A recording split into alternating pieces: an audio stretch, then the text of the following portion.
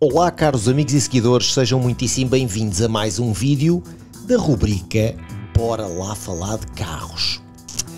E no vídeo de hoje vou-vos falar de um carro muito grande e pesado e caro e grande. Então vamos começar em 3, 2, 1, passa genérico.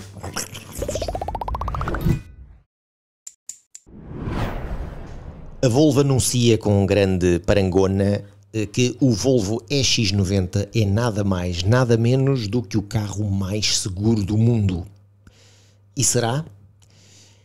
Eu não tenho grandes dúvidas que seja. Evidentemente, com todas estas novas tecnologias de segurança ativa e passiva, um anúncio de um novo sistema LiDAR que trava o carro sozinho e lê constantemente o que se passa à sua volta, peões, animais, objetos circundantes, trânsito circundante, capacidade autónoma de condução, tudo isto vai ganhando cada vez contornos mais habituais nos carros hoje em dia e sobretudo naquilo que são o universo dos carros elétricos, que têm sido os pioneiros no anúncio e na demonstração de novas tecnologias. E sim, o EX90 é um carro que se configura como um veículo que tem tudo para ser, muito provavelmente, o veículo mais seguro do mundo. Seja ele em resistência em choques, crash tests e outras coisas do género, mas também na forma ativa e na forma como está constantemente a ler tudo o que se passa à sua volta. O facto de também ser o carro mais seguro do mundo muitas vezes levanta aqui alguma questão e levantou também comigo, que é, será que o carro mais seguro do mundo arrisca-se também a ser o carro mais aborrecido do mundo? Aborrecido no sentido de, será que estas ajudas eletrónicas e estes sistemas de alerta constante e de análise constante não estão permanentemente a intervir na condução e a tornar a condução como algo de, epá, está bem, pronto, ao carro, faz lá tu sozinho que eu estou só aqui a segurar o volante e a carregar nos pedais. E mesmo assim, quando eu carrego nos pedais, nem sempre o carro faz aquilo que a gente quer. Isto tem sido um paradigma recente. Vocês vão ver que eu vou em breve também mostrar-vos um vídeo que tem que ver um bocadinho com o regresso às origens, mas isto é prato do dia neste momento. Ou seja, nós já não conseguimos ter um carro sem ter um sistema de lane assist ativo sempre que entramos para dentro do carro. Já não conseguimos ter um carro que não deixa de nos avisar sempre que vamos a 51 numa zona de 50 e torna-se quase que um procedimento comum, quase como pôr o cinto de segurança e ajustar os espelhos, desligar o lane assist, desligar as advertências de sinais de trânsito para que a condução se processe de forma pacífica ou para que eu pelo menos consiga conduzir o carro com a sensação de que eu é que estou a mandar na condução e que não é o carro que está a conduzir sozinho. Evidentemente que o EX90 tem sistema Pilot Assist e, portanto, o carro, salvo a necessidade de manter as mãos no volante, o carro pode ir daqui até Oslo sozinho, ou seja, cruise control ligado e o carro tem um sistema de self-steering e, portanto, intervém diretamente na direção e o carro mantém-se perfeitamente na sua via, inclusivamente basta que demos pisca para a esquerda, ele muda de via para a esquerda e se voltarmos outra vez a fazer pisca no sentido inverso, ele faz exatamente a mesma coisa, portanto, se eu não tivesse que tocar no volante, era efetivamente um carro que conduz sozinho e trava sozinho e faz muita coisa sozinho. É também um carro muito grande. O Volvo EX90, para além dos seus 5 metros de comprimento, é um carro que, por pouco mais de 100 kg, não é preciso carta de pesados para conduzir. Porque este carro tem um peso bruto de 3.350 kg. Ou seja, tem uma tara de 2.787 kg. É um peso pesado. Pelo menos este EX90 Twin Performance, que eu pude ensaiar, cujo preço de venda ao público já roça os 120 mil euros com IVA, é um carro bastante pesado.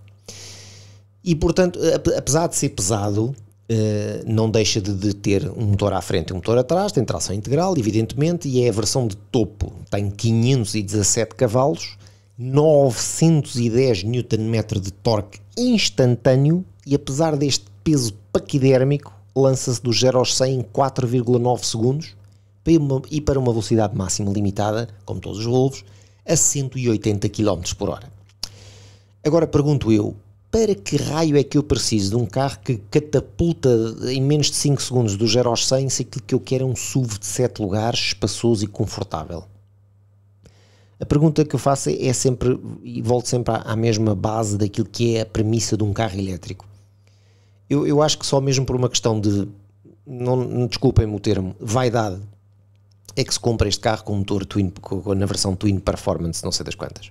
Porque a versão Single Motor, com tração atrás, e com 300 cavalos de Single Motor, é mais do que suficiente para fazer aquilo que é suposto, que é ter um SUV espaçoso, com 7 lugares, para transportar a família toda e até cabe no espectro fiscal dos 62,5 mais IVA. E é sempre classe 1 nas portagens, porque é um veículo 100% elétrico, com aquela configuração de SUV. Porque aproveito já para me retratar aqui que eu em tempos disse que a ID Buzz era um carro classe 1 por ser um veículo elétrico e aparentemente deve ser o único veículo em solo português que continua a ser classe 2, apesar de ser um veículo 100% elétrico. Ainda me obrigou aqui a uma troca de e-mails com a CIVA para trás e para a frente, porque também não havia muita certeza do lado de lá. Da Via Verde sim, havia certeza que era classe 2 e pronto. Portanto, classe 1 nas portagens, 120 mil euros, 517 cavalos, um andamento disparatado para aquele carro, porque é um SUV familiar para levar 7 pessoas em conforto. E este carro, como é uma versão ultra spec do equipamento, tudo e mais um par de botas, tem, entre outras coisas, para além do conforto, a suspensão pneumática adaptativa. O que é que eu estava à espera de uma suspensão pneumática? De um carro mega confortável. E não é, é só confortável. É um carro confortável, como é suposto, os bancos são tipicamente Volvo, enormes, com um apoio espetacular, mas este carro calça com uns disparates de umas jantes de 22 polegadas, nos pneus 300 milhões de largura, e portanto isto também afeta negativamente os consumos, como já lá iremos, e torna-o pisar às vezes seco, o que é surpreendente para uma suspensão pneumática adaptativa, que supostamente deveria ser a campeã das suspensões pneumáticas. Mas às vezes passamos assim numa depressão, ou numa lomba, ou num piso mais degradado, e eu fiquei do género, a sério, que a suspensão pneumática é só este nível de conforto. Eu esperava tipo Mercedes Classe S, não é? Um gajo passa por cima de uma coisa qualquer e aquilo faz... Não. De vez em quando assim, uma coisa assim, uns sacudidos que eu não estava nada à espera num carro com este tipo de postura, peso e tamanho. Estamos a falar de 3 metros de distância entre eixos, e portanto às vezes há ali um... Epá, é assim... Estão a ver assim um barco comprido, mas com mar picado. É um bocadinho assim que eu senti com o EX90. Nestes 120 mil euros. Obviamente que esta versão Ultra, mais uma vez que eu ensaiei, tem uma profusão de equipamento que nunca mais acaba. Graças a Deus tinha o opcional dos bancos em lã, em wool, não sei das quantas, e torna os bancos bastante mais frescos, porque estes não são arrefecidos, eram aquecidos, à semelhança do volante, mas ainda bem que não tinha estofos em pele. Porque com um teto em vidro panorâmico, que apesar de refletir, a Volvo diz, todas as radiações UVs e outras coisas do género, a sensação de entrar para um carro nos dias em que eu andei, alguns dias fiz mais de 40 graus de temperatura ambiente, a sensação de sentar nos bancos que estão a escaldar é por demais desagradável. E portanto ainda bem que este tinha bancos em tecido. A primeira, os bancos e o posto de condução têm muitíssima qualidade. Aquele ecrãzinho que é comum atrás do volante, comum até aos Polestar, é um bocado ar de família, com um tablet gigante à frente com uma definição de imagem absolutamente incrível. Os menus estão francamente mais intuitivos, tem shortcuts para desligar as ajudas eletrónicas, o que é ótimo. Continuamos a não ter Android Auto, temos apenas CarPlay. Mas o Google Maps funciona que é uma maravilha, com Real-Time Traffic Information, portanto faz literalmente as vezes do Waze em termos de trânsito, e portanto foi muito fácil de conviver com este EX90 e com todo o seu infotainment e outras coisas do género. O que é que não foi fácil? Foi chegar ao carro e o carro não funcionava. Tive que fazer um hard reset ao carro. Hard reset, para quem não sabe, algum dia tenha um EX90, é ficar a carregar naquele botão grande giratório do play durante uns 30 e tal segundos. Aquilo faz reset ao sistema e quando voltou à vida, então os bugs tinham todos desaparecidos. É porque o carro estava absolutamente intolerante. Eu não conseguia corrigir a posição dos espelhos, eu não conseguia corrigir a posição dos bancos, eu não conseguia acertar com o telefone, nada estava a funcionar. E ele também não reconhecia a chavinha pequenina que se usa para entrar e sair dentro do carro, e portanto aquilo estava tudo assim um bocado caótico. E eu acho que aquilo é procedimento habitual, de vez em quando tem que se fazer. O que, por favor, revejam, não é suposto estar a andar a fazer hard resets como se fosse um Samsung de há 20 anos atrás. Bom, o carro tem um andamento desconcertante, obviamente, para 517 cavalos, muito binário, e aí sim a suspensão pneumática adaptativa revelou-se uma mais-valia, que é um carro que não revela um adornar excessivo em curva. É um carro muito equilibrado, não temos a sensação de barco, mas mais uma vez em cargas um bocadinho maiores em curva sentimos que a suspensão tem ali alguma dificuldade em se adaptar ao terreno, apesar de dizer que é adaptativa, e o carro é sempre, eu sinto um bocadinho sempre saltitante. Obviamente que isso não é prioridade absolutamente nenhuma para quem compra um SUV de 7 lugares, a malta quer é levar a família toda em conforto e espaço. Epá, e o EX90 tem espaço que nunca mais acaba. À frente temos zonas de arrumação que nunca mais acabam, por debaixo da consola, dentro da consola, debaixo do apoio de braço, nas bolsas das portas. Todo o carro tem uma sensação de amplitude gigante. Os bancos, a segunda fila de bancos com 3 lugares atrás, também tem o chão completamente plano, com saídas de independentes de ar-condicionado com temperaturas para a esquerda e para a direita, bancos aquecidos atrás, e até mesmo para a terceira fila de bancos há saídas de ar-condicionado, e os bancos são grandes, é possível um adulto sentar-se lá sem qualquer constrangimento de espaço.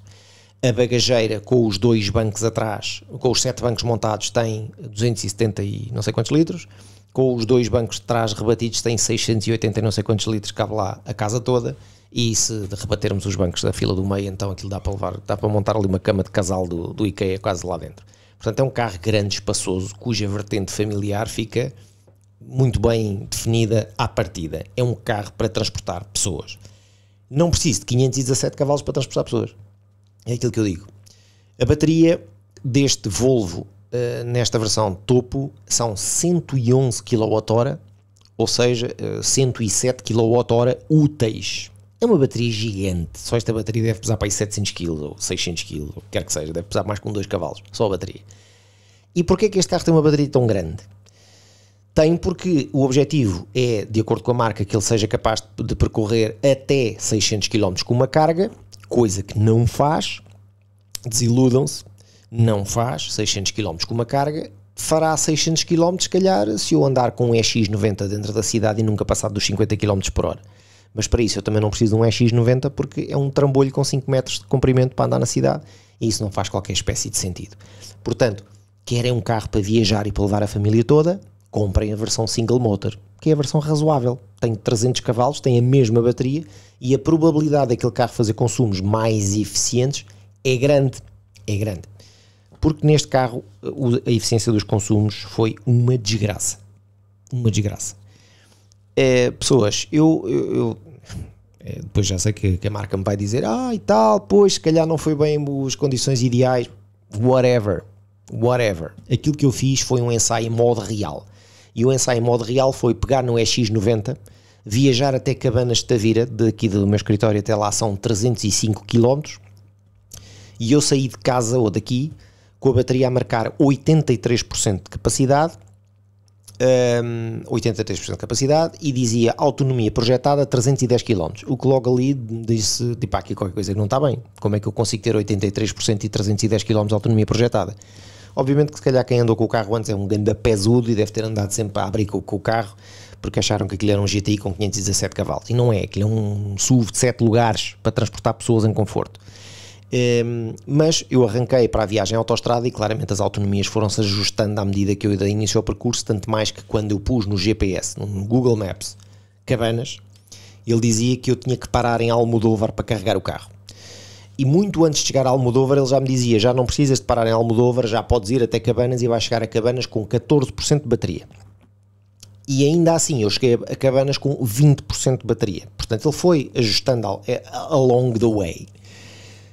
Along the way estamos a falar de 3 adultos dentro do carro, pouca bagagem E com 3 adultos dentro do carro e pouca bagagem, o EX90 a uns matemáticos 120 km por hora de cruise control ligado, sendo que na via do Infante o trânsito era gigante e eu dificilmente passei dos 100, 110, com ar-condicionado sempre a bombar porque estavam 40 graus de temperatura ambiente, o carro para baixo fez 22 kWh por cada 100 km de média.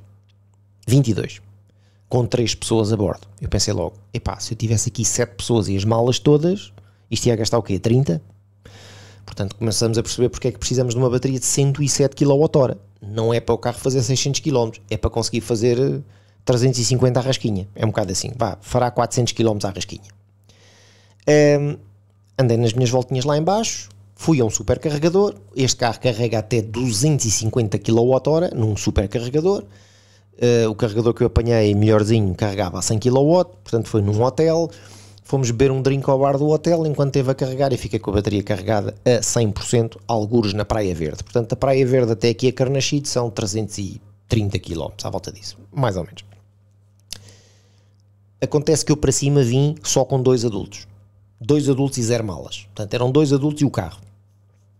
E o carro para cima, nos mesmos 120 km por hora. Cruise control ligado. Ar-condicionado. Já não estavam 40 graus, estavam 31 ou 30, ou qualquer coisa do género. Mas apanhámos vento. E com vento este menino fez 26 kWh por cada 100 km, com 2 pessoas a bordo. Resultando numa média geral do ensaio, portanto eu andei quase 700 km com o carro, de 24 kWh por cada 100 km. Epá, eu acho que esta média é muito má. É muito má tendo em conta a modernidade do modelo em si. E mais uma vez, porque tem 517 cavalos, porque tem 2 motores, porque tem um binário disparatado e porque tem umas jantes enormes e uns pneus muito largos e outras coisas do género. 24 kWh por cada 100 km é francamente mau. Eu tenho a certeza absoluta que um Kia EV9, que tem os mesmos 7 lugares, que eu ainda não pude ensaiar, porque aqui a Portugal parece que esqueceu que eu existo, se bem que já há para aí umas promessas de que me vão ser entregues carros para ensaio. Eu não ensaiei, mas a versão topo de gama all-wheel drive com 385 cavalos de potência custa tipo 90 mil euros com IVA, portanto custa menos 30 mil euros do que este carro. Eu tenho a certeza absoluta, não conduzi o Kia, mas pela minha experiência de outras viaturas não suecas, não alemãs e coreanas, estes carros são particularmente eficientes a gastar. E este Volvo a gastar 26 kWh por cada 100 km, só porque apanhámos um bocadinho de vento, mas com 2 pessoas, o que é que teria sido se aquela viagem tivesse sido feita com 7 pessoas a bordo e malas? Então o carro eu tinha que fazer Praia Verde, tinha que parar para ir em Aljustrel antes de chegar a Lisboa, porque o carro não fazia, nem com uma bateria de 107 kWh eu conseguia chegar de uma assentada a 330 km. E eu fiz esta viagem em agosto. Agosto é muito mau ir para o Algarve com um carro elétrico, eu confesso, realmente a realidade mudou muito nos últimos 2 anos, eu costumo ir para o Algarve em julho, vou para o Algarve várias vezes durante o ano e eu nunca tenho qualquer espécie de problema a carregar, chega a uma área de serviço, pumba, para e está sempre um carregador disponível. Este ano eu vi e pensei, se eu tivesse que carregar aqui, eu ia penar para estar à espera. Portanto, isto é mais uma vez o problema da infraestrutura, venderam-se carros elétricos a um ritmo muito superior àquilo que foi a instalação da infraestrutura de carregamentos e continua-se a verificar cada vez mais, sobretudo nestas alturas de pico do ano, em agosto, que a infraestrutura é curta. Não é razoável eu ter numa área de serviço que está com centenas de carros, eu ter 6 carregadores. Não faz sentido, porque eu vou aqui à Espanha, vou à França, eu tenho áreas de serviço com 20 carregadores que estão vazios. 20! Nunca estão cheios, há sempre 3, 4, 5, 10 carregadores vazios. E mesmo no verão, porque a infraestrutura adaptou-se. Aqui não, aqui vamos pôr, experimenta lá para 2, a ver como é que corre. E depois estão 10 carros em fila à espera. Portanto, eu felizmente consegui fazer de A para B de uma assentada sem ter que parar, mas se eu tivesse que ter parado ia ser muito chato. E percebo que se eu levasse 7 pessoas a bordo, que é aquilo que é suposto para quem precisa de um EX90, 7 pessoas e malas, eu não conseguia fazer Praia Verde, Lisboa, 330 km, de uma assentada sem ter que parar, porque os consumos deste carro foram escabrosos. Eu não tenho outro termo, desculpem a minha assertividade com o tema, mas os consumos foram francamente maus. Estava à espera de muitíssimo melhor. O carro tem um look fantástico.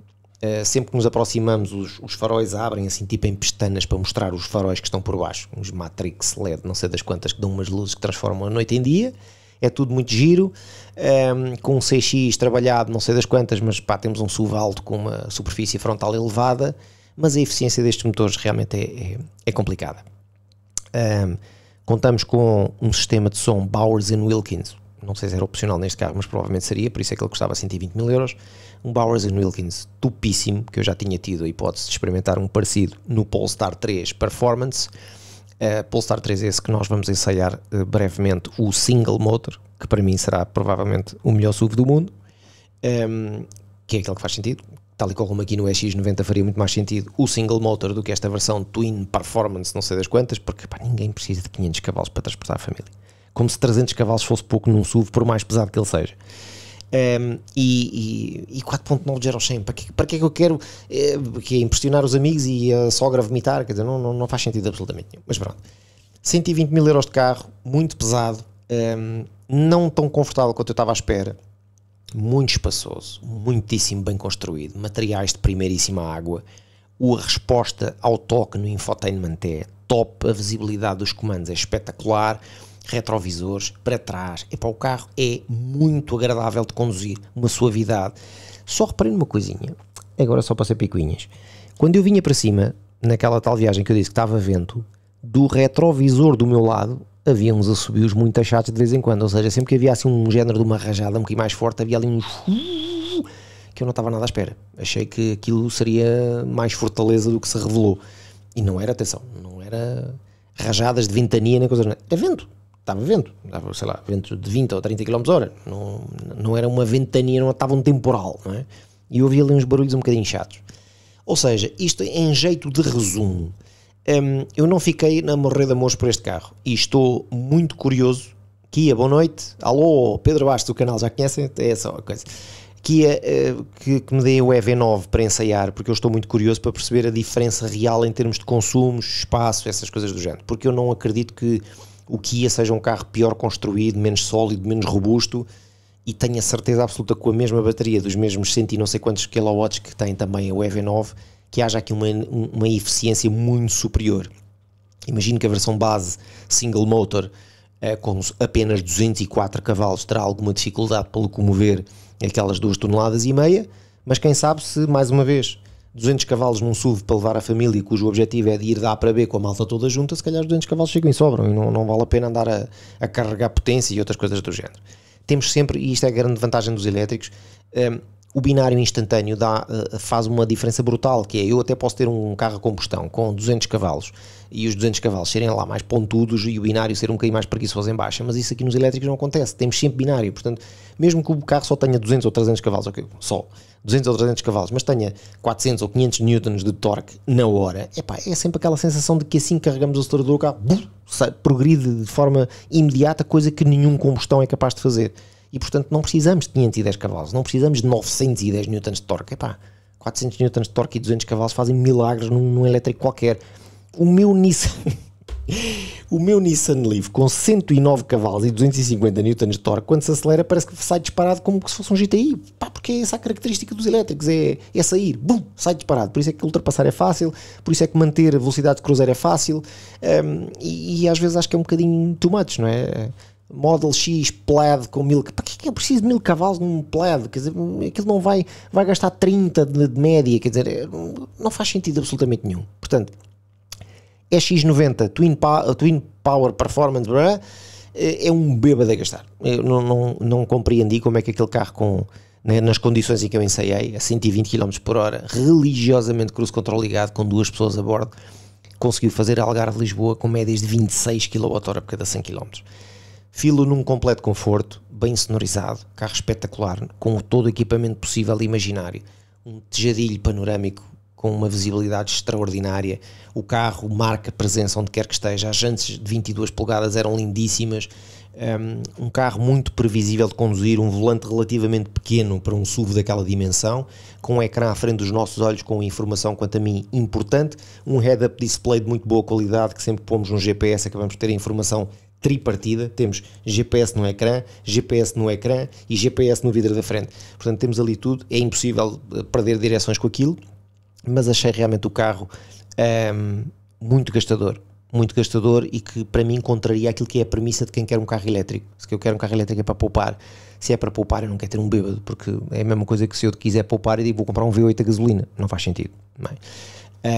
Não precisava daquela potência toda, não precisava daquele preço todo, e é um carro com uma estética que ou se ama ou se testa. A mim não, acho o carro bonito, mas não é assim uma coisa que é pá, que lindo Volvo, não acho lindo Volvo. Aquela cor cinzento vapor, gostei muito dos apontamentos, a brincadeira dos faróis é muito engraçada, o carro tem uma presença luminosa à noite muito característica, mas o meu resumo é este, fiquei um bocado desiludido com peso, performance, consumos, preço também.